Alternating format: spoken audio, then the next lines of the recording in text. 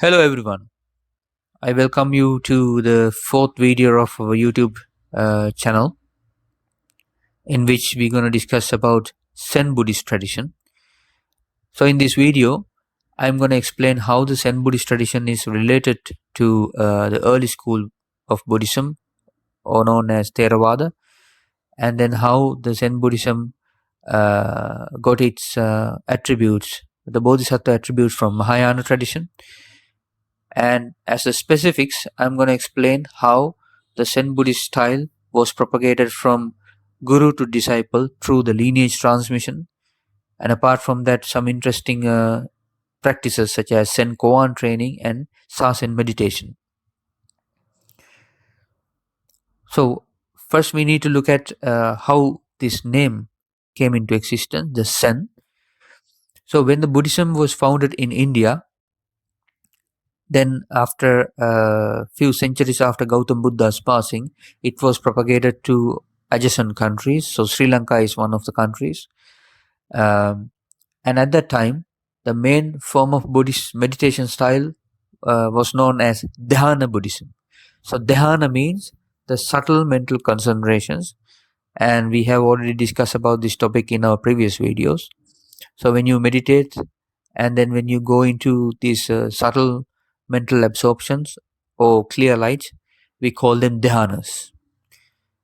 And this meditation style was popular as dhyana meditation.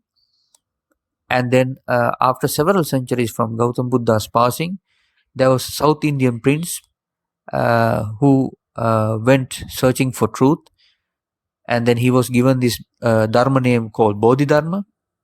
And then he also practiced this dhyana meditation. And due to his dedication and devotion to the practice, he quickly achieved all these mental concentrations, all the form and formless absorptions. So then after that, due to many reasons, including political tensions, the Buddhism was unable to survive in India. There were a lot of interferences from other religious traditions, so Buddhism was at stake. And then Bodhidharma, the monk, uh, then he wanted to actually safeguard this school of Buddhism, the Buddhist style and the meditation. So there were a lot of threats coming from different part of the Indian subcontinent. So what he had done is he teamed up with several monks, and then this meditation style he wanted to preserve it for the sake of future generations, and at the same time he wanted to propagate the dharma. He wanted to do the missionary work, so he chose a specific part of the world to propagate this. And then he went in the direction of East Asian countries, and that's where you find the main forms of Zen Buddhism. So dhyana meditation, when it arrived to China through Bodhidharma, uh, it was known as Chan Buddhism. So dhyana turned into Chan. Mainly it's because of the languages and also the dialects. And when it arrived to the Chinese, the mainland, Buddhism was already available at that time. But however, nobody was properly practicing Buddhist meditation. No one was fully dedicated towards the spiritual attainment. So then Bodhidharma actually saw this trouble, and then he wanted to first introduce some kind of exercise style, some kind of yogic routines to these monks, so that they can eradicate certain tendencies in their body, and then they can eventually come in to do practice meditation. So Bodhidharma foresaw this requirement, and then with also the help with emperor, he shared his wisdom and his meditative attainments with the practitioners in China. And after it got established, after 1 or 2 century, then practitioners and also people from Japan also wanted to get this teaching to their mainland. So what happened was the Chan was then propagated to Japan, and then Chan Buddhist meditation style came to know as Zen. So that is the evolution of Zen meditation. So it all started from Indian subcontinent and then first arrived to China and then got its establishment as Zen in Japan. There's a nice thing about East Asian traditions and East Asian cultures. So whenever they have something foreign coming to their country, they know how to assimilate this newly arriving culture or technology or religious tradition to their own environment, so that something much more beautiful can rise from this assimilation. So the same thing happened to the Zen Buddhism. So when the Buddhism arrived through Bodhidharma to China, and then people from China they welcome this teaching, and then they assimilated it to their cultural values. And the same thing happened to Zen tradition in Japan. So when it arrived to Japan through certain masters, this teaching got combined with many other cultural values. For an example, you know about the tea preparation style in Japan. It has uh, very strong cultural value. So then, what came out from all these cultural bending was what came out from all this cultural blending was totally a new style. So that's what now you can see in Zen Buddhism.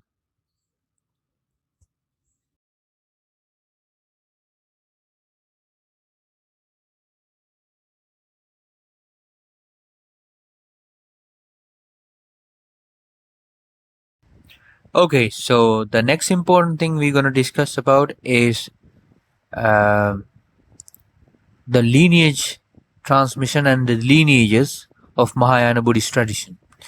So we know that in Theravada tradition, what do we have? The teaching style is a sort of a word of mouth tradition or an oral tradition. So the dharma or the teaching is passed down from the guru or the master to disciple as a verbal communication. So that is the word of mouth tradition. But in Mahayana tradition, in addition to the word of mouth approach, there's another transmission available, which is the energy transmission. And you can see this attribute in almost all the Mahayana schools and also the Tantrayana schools, where if you go to their temples, you would even see the lineage transmission chart hanging on a wall. So, what does this mean?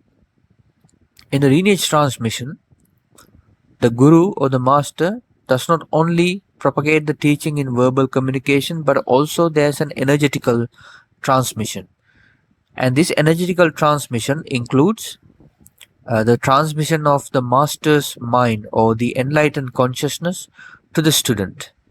So, for an example, according to the Mahayana traditional information, we believe that Gautam Buddha also did transmit his vital knowledge as Dharmakaya and Sambhogakaya to his foremost and the closest disciples. And if you read the Mahayana scriptures and also Zen Buddhist tradition writing, you would understand that the Gautam Buddha's direct teaching was passed down to mainly four disciples, and one disciple is Shubhuti, and uh, the foremost disciple is Mahakashyapa, and Ananda, and Rahula. So to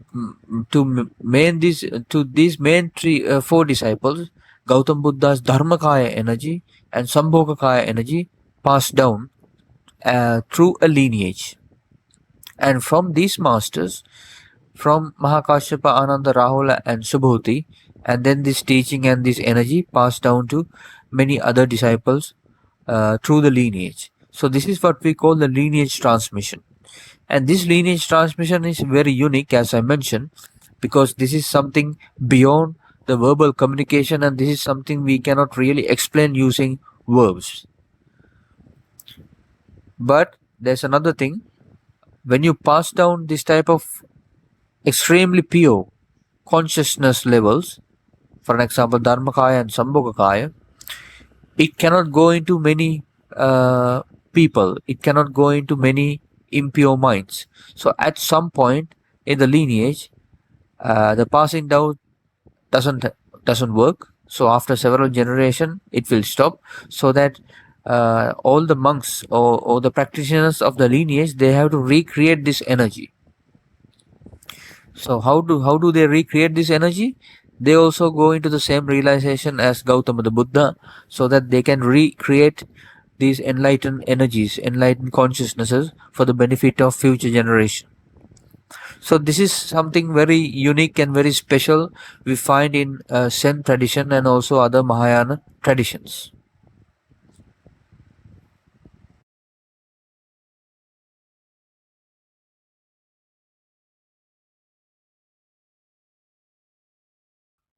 In the next point, we're going to discuss about the Zen meditation style and their spiritual practices.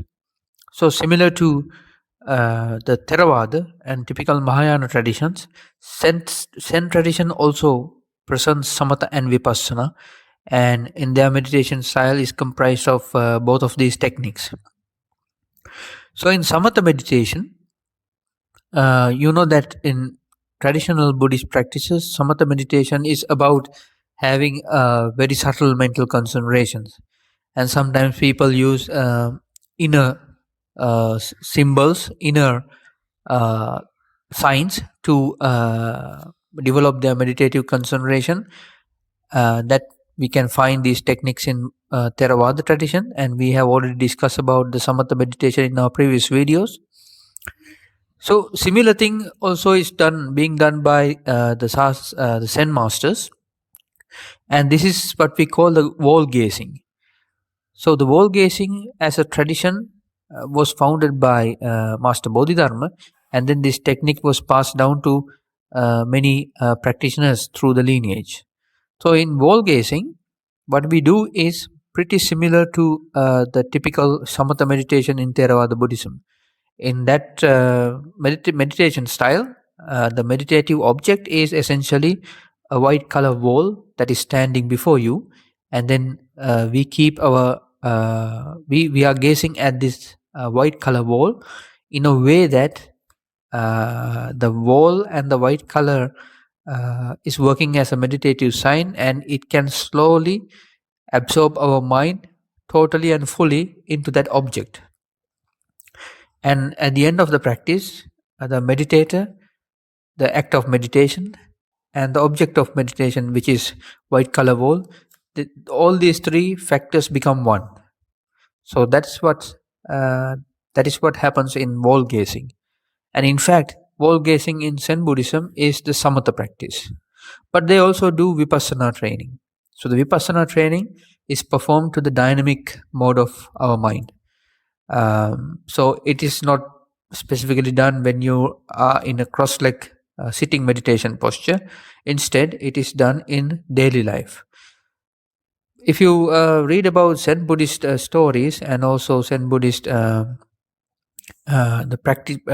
guidelines, they maintain the mindfulness throughout the day, and their mindfulness practice is quite strict compared to other Buddhist traditions. So samatha and vipassana, in that sense, uh, is the primary way of meditation in Zen Buddhism. So what is sasen? So this meditation style by the name sasen has become really popular among the Westerners and also among the Easterners. But what does sasen mean? Well, sasen is not something very specific. Instead, the experience that you get from wall gazing, and then you try to maintain that experience for a prolonged period of time, is what we call sasen. And the next important thing is about Zen Koan training. So I think most of you have heard of Zen Koans, or at least read about Zen Koans from internet. So as we know, Zen Koan is supposed to shock us, give a shocking to us, so that it can quickly bring the person into awakening. And we have heard that only by using Zen koans, some meditation practitioners were said to achieve a great attainment. The main reason for this is Zen koan is intended to awaken the wisdom inside us. So by doing the samatha and vipassana meditation and also combining it with sasen, we try to dive deeper into the deep layers of our mind. And that helps us to develop the meditation and also deep mental concentrations. So this is what we call dhyana or chan or zen. But whatever the insight that you get from meditation, if it is without the wisdom, then it doesn't make any sense. So the Zen Koan training is trying to fill this gap. By practicing Zen Koans and trying to solve these Zen Koans before a qualified master gives you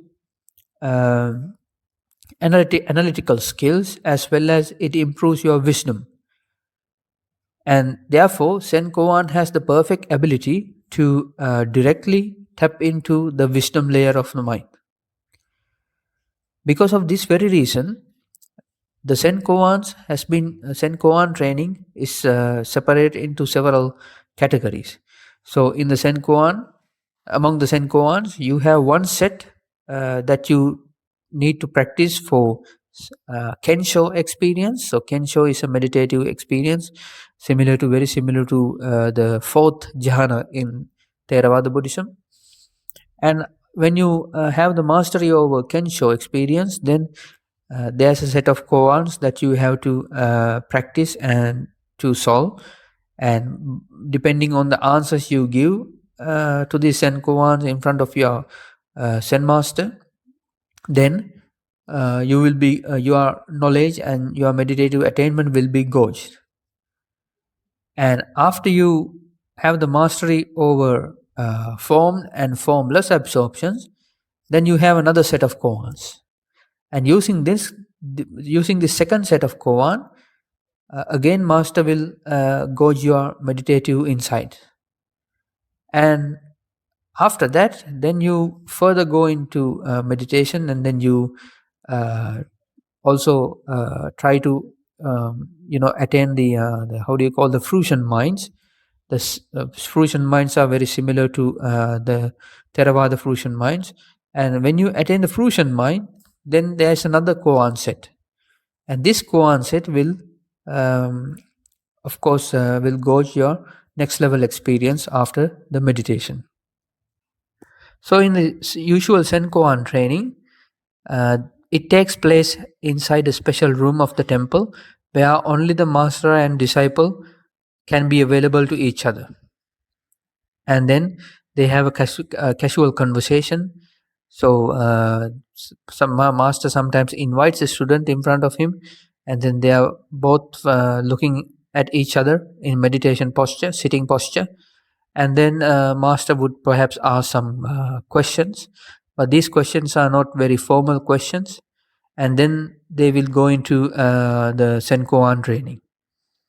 So the master asks which koan that the student has been practicing, and then the student is explaining about the koan he received, and finally he gives the answer to the master, and then master will decide. The fascinating thing about Zen koan is you don't have direct answer to a koan, and you cannot find answers to any of the Zen koans from internet. Only based on your meditative insight and how deep your meditation went, you can answer the Zen koans. And in fact, Zen koans is a nice way of representing your wisdom that you gain from Zen meditation. Right, the next thing is the lineage transmission. So we have already talked about lineage transmission in the previous section of the video. So in the lineage transmission, what happens is after student get fully qualified to receive a transmission, then the monastery will arrange a ceremony, and then student has to be present in front of the master. So the master will transfer some kind of energy stream to the student, and from that day onwards, student is also promising to carry the responsibility of this specific Zen tradition and the Zen lineage.